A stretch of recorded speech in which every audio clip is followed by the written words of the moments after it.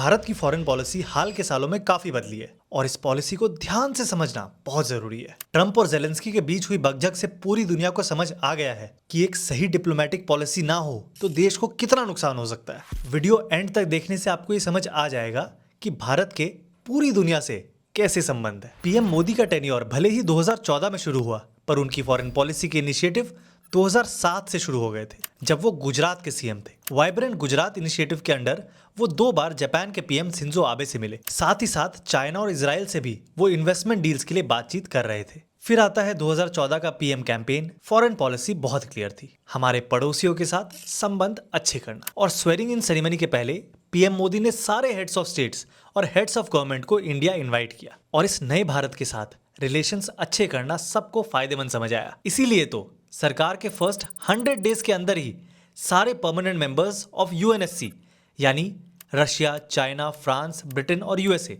सब ने अपने एनवॉयज इंडिया भेजे। मोदी की फॉरेन पॉलिसी को हम जोन वाइज समझेंगे। पहले ईस्ट ऑफ इंडिया, फिर west of India and finally the 2 big giants USA और रशिया को अलग से समझेंगे। इंडिया की पहली फॉरेन पॉलिसी टीम बनी सुषमा स्वराज के अंडर, जिसमें मेन फोकस था आसियान यानी association of south east Asian nations, as well as बाकी ईस्ट एशियन कंट्रीज के साथ रिलेशंस को इंप्रूव करना, जिसके अंडर शुरुआत हुई act east policy. Narasimha Rao के वक्त से ही इंडिया की एक लुक ईस्ट पॉलिसी पर काम हो रहा था, पर यह गवर्नमेंट एक प्रोएक्टिव रोल चाहती थी और बदलाव लाया गया, जिसका फायदा हुआ इंडिया जापान और इंडिया वियतनाम के रिलेशंस में। इंडिया की एक और बहुत कोर पॉलिसी है नेबरहुड फर्स्ट, जिसके अंडर हमारे सारे लैंड, वाटर और मैरीटाइम नेबर्स के साथ सिचुएशंस इंप्रूव करने के स्टेप्स उठाए गए। बट चाइना ने अपना इन्फ्लुएंस इंडियन ओशन में बढ़ाना शुरू कर दिया था in the name of string of pearls theory, और खुद को सराउंड होने से बचाने के लिए नई पॉलिसीज लाई गई। पहला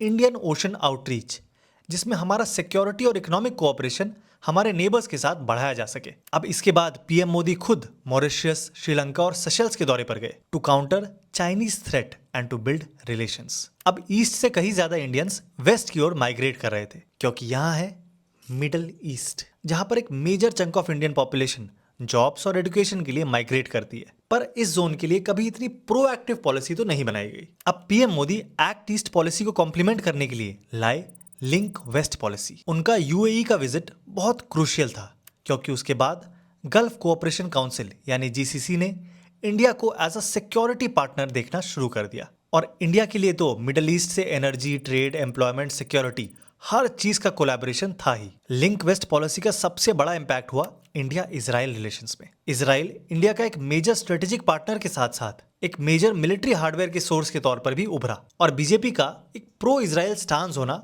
काफी हेल्पफुल साबित हुआ। इजराइल हमास कॉन्फ्लिक्ट के दौरान सुषमा स्वराज ने स्टेटमेंट दिया था, there is absolutely no change in India's policy towards Palestine, which is that we fully support the Palestinian cause while maintaining good relations with Israel, showcasing our diplomacy. अब diplomacy collaborations तो चल ही रहे थे। UAE, Oman, Iraq, इन सब का tour Sushma Swaraj ने किया था और इंडिया के बायलैटरल रिलेशंस को स्ट्रेंथन किया था। पर साथ ही west was in chaos. Iraq में आईएसआईएस का काफी ग्रोथ हो चुका था और वहाँ हजारों इंडियन माइग्रेंट्स काम कर रहे थे। इसी बीच न्यूज आई कि 46 इंडियन नर्सेस को अबडक्ट कर लिया गया है from the Iraqi town of Mosul, जिनको फ्री करवा के इंडिया वापस लाया गया। एक सिमिलर सिचुएशन लिबिया में भी हुई। बेंगाजी में आर्म्ड कॉन्फ्लिक्ट ब्रेकआउट हुआ, जो पूरे कंट्री में फैल गया और हजारों इंडियंस वहां फंस गए थे। हमारे इन्फ्लुएंस, प्रेशर और क्विक रिस्पॉन्स की वजह से we were able to evacuate almost 1500 nationals और करीब 3000 nationals registered in the embassy of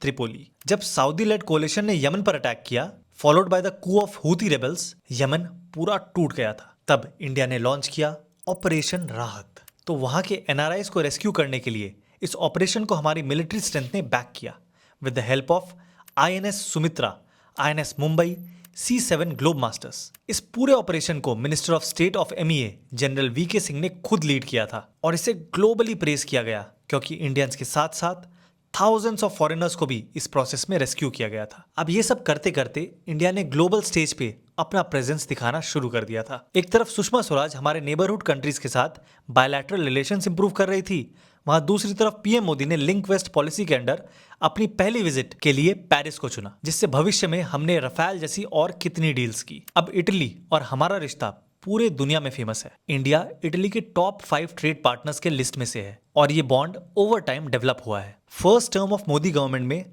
हमने हमारे नेबर्स के साथ साथ एशिया में काफी एलाइज डेवलप किए और 2019 की बड़ी जीत के बाद मोदी गवर्नमेंट का कॉन्फिडेंस काफी हाई था और सेकेंड टर्म में मिनिस्ट्री ऑफ एक्सटर्नल अफेयर्स को लीड करने के लिए चुना गया एस जयशंकर को। A career diplomat with the aim कि हम दुनिया के सबसे बड़े लोकतंत्र हैं, one of the biggest market है, one of the fastest growing economy है and we want a seat at the table. S Jaishankar की सबसे बड़ी क्वालिटी थी उनके बेबाक जवाब। वेस्टर्न मीडिया इंडियन डिप्लोमैट्स को हमेशा से नीचा दिखाता आया था, बट जयशंकर ने हमेशा स्ट्रॉन्ग और डिप्लोमेटिक आंसर्स देकर अपने आप के लिए एक इमेज क्रिएट कर ली। उन्हें आज पूरी दुनिया मैसेंजर ऑफ इंडिया के तौर पर देखती है। पर 2020 में we were cursed with the कोविड-19 पैंडेमिक, जिसने पूरी दुनिया को घुटने टिका दिए। पर इसमें भी भारत उभरा as a world power with its vaccine diplomacy. Third world countries से लेके फर्स्ट वर्ल्ड कंट्रीज तक सबके साथ हमारी वैक्सीन शेयर की। इससे पूरी दुनिया में हमारी गुडविल बढ़ी